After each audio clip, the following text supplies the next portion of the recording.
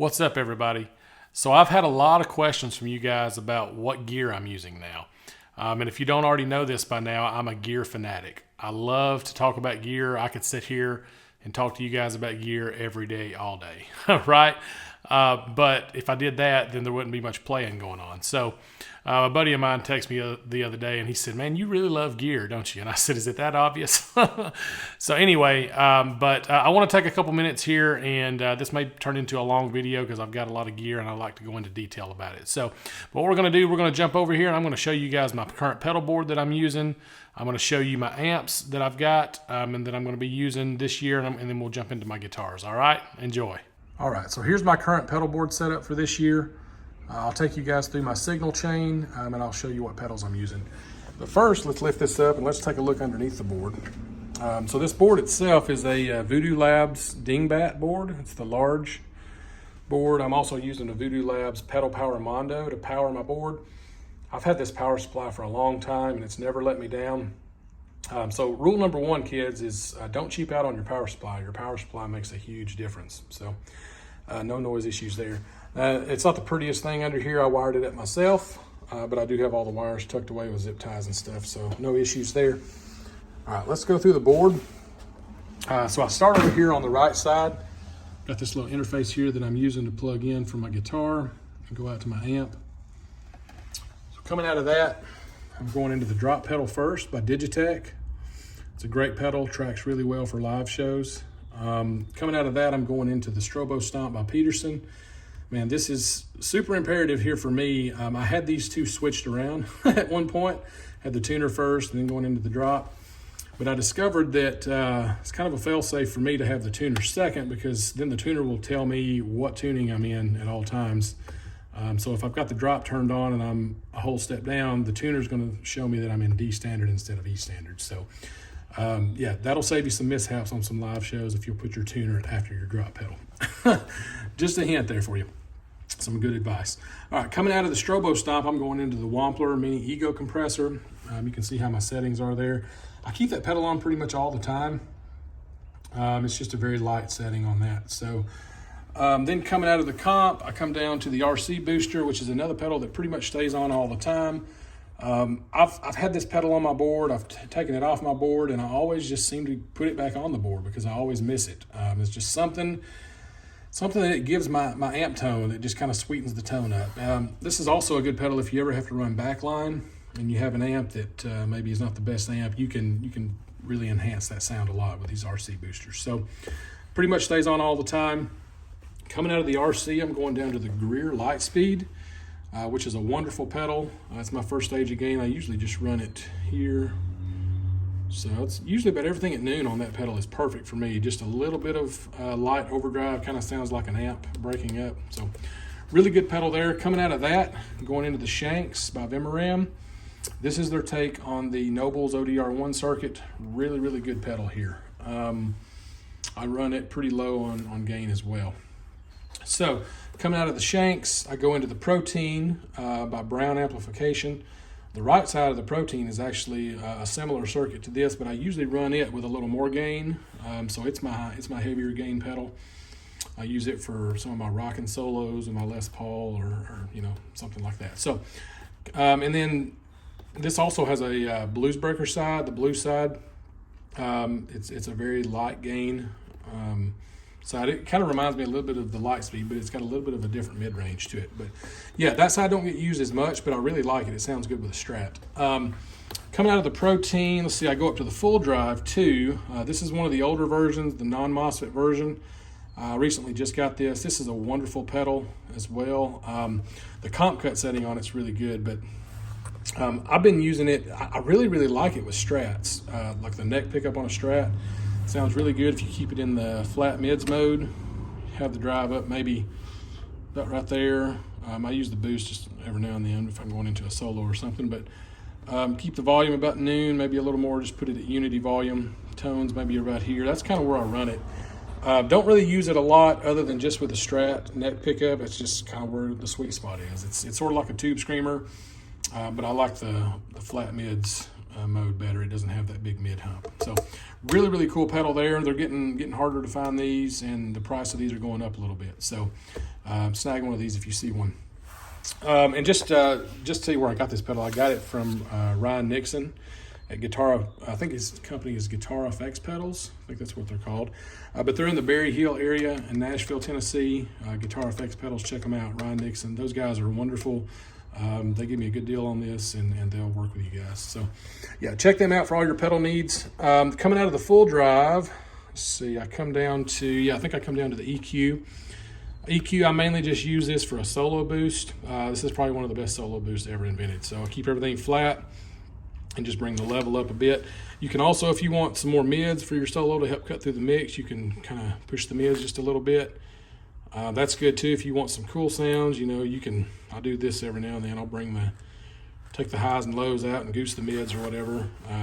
That's a cool setting as well. So really, really useful studio tool right here, as well as for live shows too. So great pedal. And this one's just all stock. I have no noise issues whatsoever. It's good. So I think part of the noise issues could be the power supply you're using too. So, but I've never had any issues. So coming out of the EQ, I go over to the Dunlop volume pedal. This is the larger, just the Volume X. I like my volume after all my overdrives. That way there's no loss in drive. It doesn't affect my drive tone at all. It's basically just a master volume is what it is. So I use that a lot for volume swells. I also use it just to mute my guitar so I can tune in between songs. So volume pedal, from the volume pedal I go into the HX effects. And I've got this Dunlop Mini volume here as an expression pedal. I've got it in the back, just up here as an expression. So HX effects, I use it for all of my delays, reverbs, modulations, just any crazy sounds, anything on there. I love the tremolos in this, love the spring reverb in this is great. It's got some really, really cool ambient reverb sounds in there as well. So yeah, this is a great unit. I've got the Line 6 M9, as you guys will see. It's on my acoustic board, but this is just kind of an improvement on the M9. I love the M9. I think the M9 is actually a little easier to use than this because there's more to this. But Line 6 stuff's great. All their stuff's wonderful. The sounds are great, and the user interface is pretty easy. So I feel like with this board, it's not overkill. I do have quite a few options here when it comes to drive. The drive pedals, but I like that. It's not overkill, but I feel like with this board, I could show up to any gig or any session, and I would never be lacking. Like there's nothing that I could say that I need, you know, for that session or for that song that I wouldn't have on this board. So, all right, so here's my acoustic pedal board that I've got put together. It's very minimalistic. I'm not using a whole lot of stuff here, so I'll just kind of go through the signal here. So I go through the Polytune 2 Mini. I come in there for my guitar. I'm probably going to replace this with the newer Peterson strobe mini tuner, but I've had this Polytune forever, but I really like the strobe stuff. So I'll probably get one of those soon and replace that. But for now, I'm going into this. Coming out here, going into the M9, which is probably one of the greatest multi-effects pedals ever made to this day. I still believe that. Sometimes I like it better than I like my HX effects, really. But the M9, I use this for acoustic gigs, mainly for a little bit of slapback delay, some reverb, and then I've got a tremolo that I use on a few songs. I've got a heavier reverb setting I use on stuff like Girl Crush. You know, they use a super heavy spring reverb sound. I've got that set up if we play that, which we actually played that last night at our acoustic show. And then I've got some other stuff set up on here. And then I come out of this, and I'm basically going into the DI, and then to the input of the DI, and then back here is usually where I just take my line out. So when I go to a gig, I just tell them I just need an XLR line out, and I've got my own DI.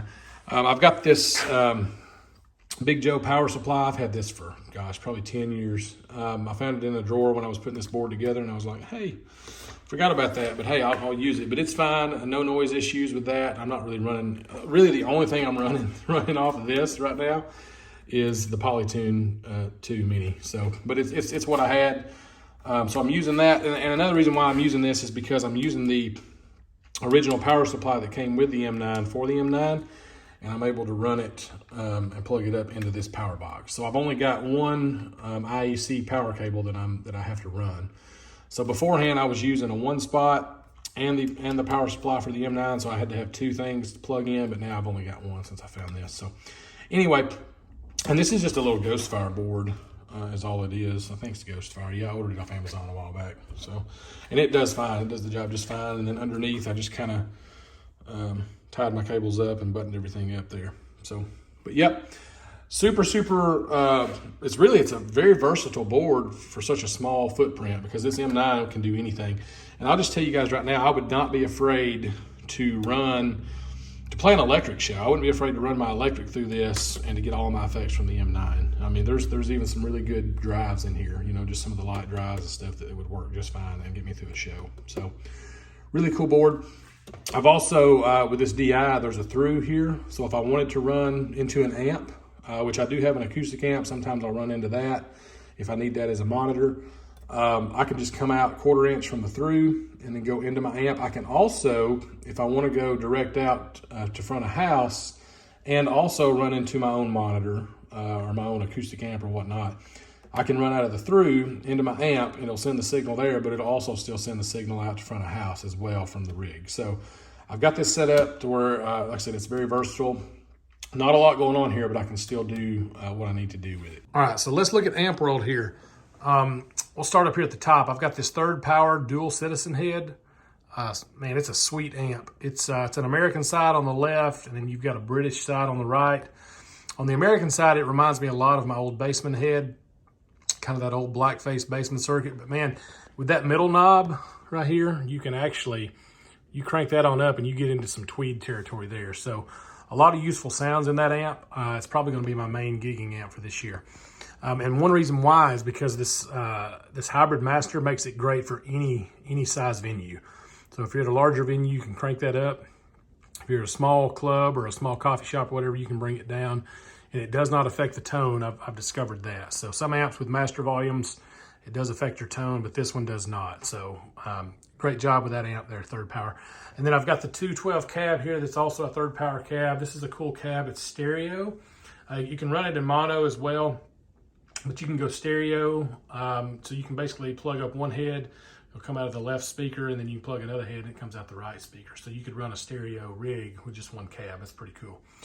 Then we'll jump down here. So I've got this Bassman head here. This is a 67, late 67, early 68 head. Usually the drip edge trim ring here will signify that it's a 68. The reason I say it's late 67, early 68, because one of the transformers inside is from one of the last weeks of 1967. One of the other ones is from the first week of 68, and then the other one is from the second week of 68. So this is a true transitional Bassman head. And for those of y'all that don't know a lot about these piggyback Bassman heads from that era, so CBS purchased Fender or acquired Fender in, I think it was early to mid 1965. So pre-65 or pre-CBS Bassmans that were blackface had the AA864 or the AB864 circuit. Those are very highly sought after circuits when it comes to the blackface circuits.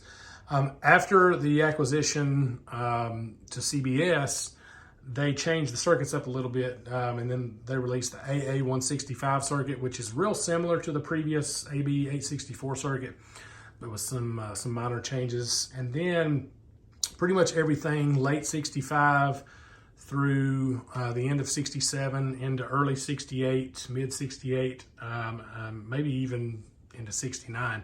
Pretty much all of those circuits are the AB165, which is what this is. So most of the blackface Bassmans that you see guys have are probably going to have the AB165 circuits. There wasn't a lot of AA165 circuits out there, but if you can find one of those are pretty good. But this is just all stock. It's got all the original transformers in it. I think the filter caps, they've been upgraded, and I'll replace the preamp tubes, but everything's pretty well stock. It's got a 3-prong cord on it, obviously, so I don't shock myself when I use it. But yeah, that's my old Bassman head. I've had a few of these over the years, 3 or 4, and I really believe this is probably the best sounding one that I've had. So yep, that's a great one. That came from Carter Vintage here in Nashville. And then at the bottom here, I've got a Rev D20. This is a great amp for recording. I exclusively use this for recording all of my electric tracks here at the house because I don't have to have a live cab in the room. And I've got a place to mic a live cab up here, but when I can get the tones that I get out of this rev, there's really no need to mic a live cab here. So yeah, I've had no complaints. I've used this on some demos, and not one person has complained and said, hey man, you're not using live cabs. So, and until I get that complaint, I'm going to keep using this rev here. It's great. So yeah, that's my Rev D20.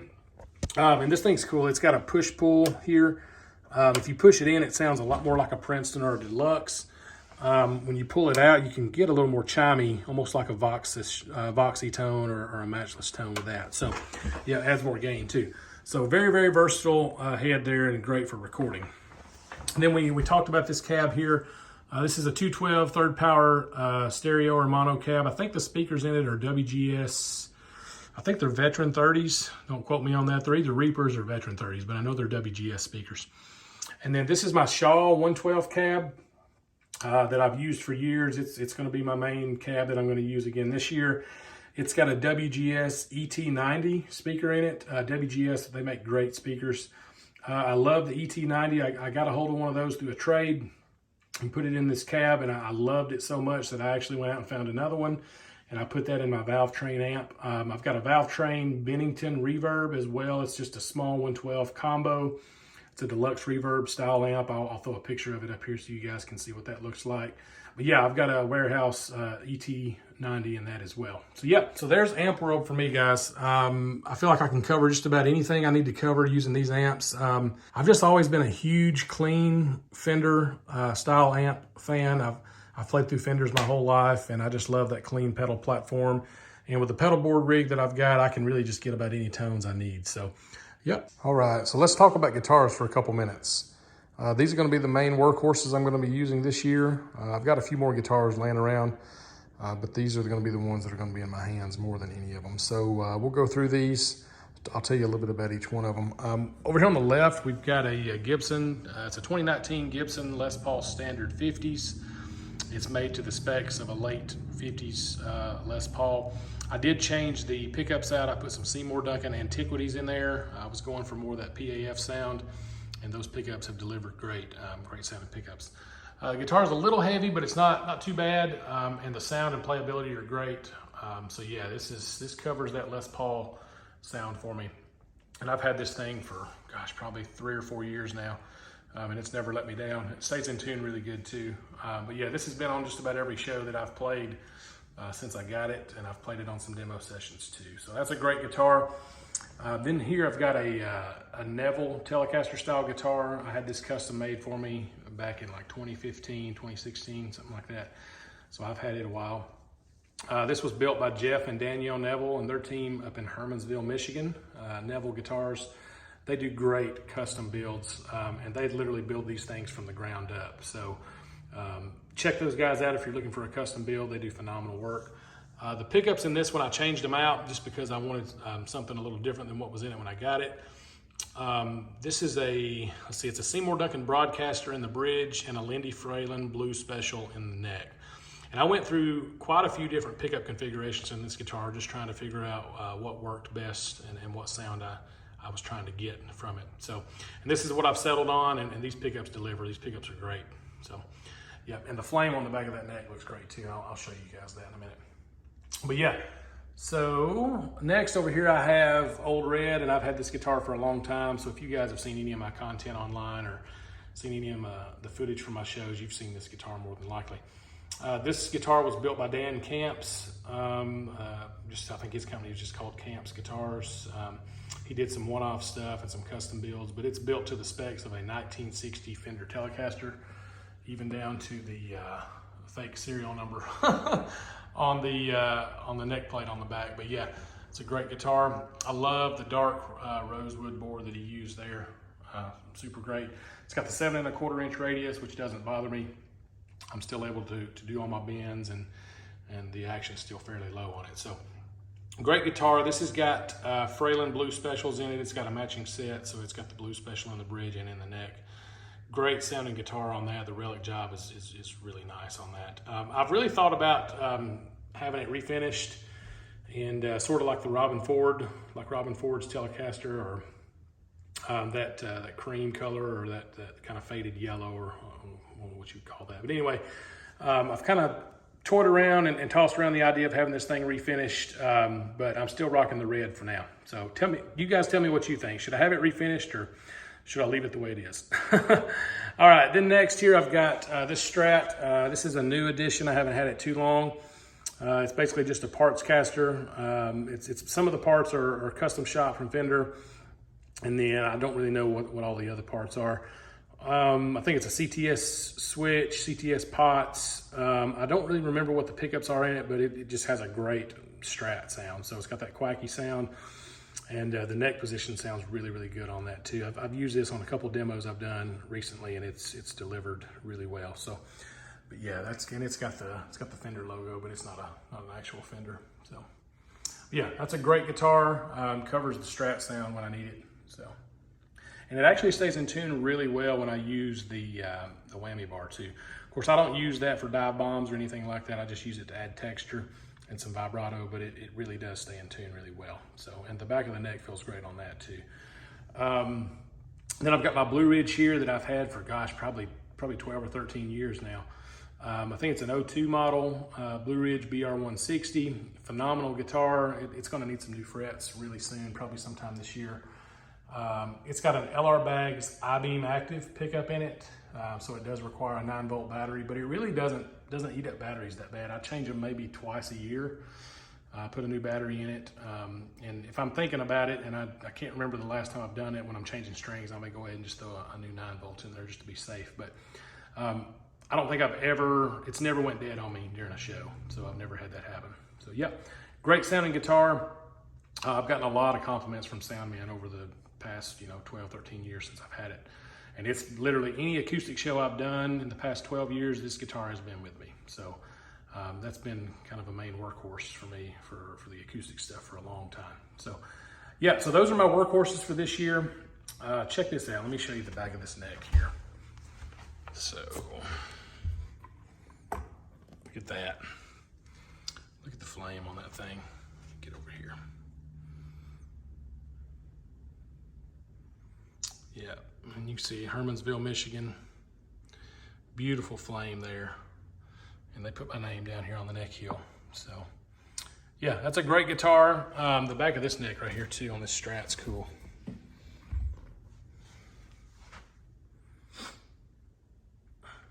I love the vintage tint they put on the neck. So, but yeah, I think it may be an all parts neck. I'm not 100% sure. Yeah, that's a great guitar. Whoever did the relicking job on this Strat did a great job. It's not overdone. When you look at the front, yeah, it's, like I said, it's not overdone, but it's done just enough. And I love how they actually kind of age these corners. They made them yellow just a little bit. I don't know if you can see that in the video, but yeah, it's just, whoever did the relicking job on this did a great job. So I'm a fan of relic guitars, but I don't like guitars that are over relicked. I think too much relic can look fake, so I like the guitars to look like they've actually been worn in and actually played. So, and I think this guitar accomplishes that. So, yep. So there's my workhorses for this year. All right, everyone. Thanks for watching. Hope you've enjoyed my gear rundown, and hopefully I'll see you guys out on the road somewhere this year. See ya.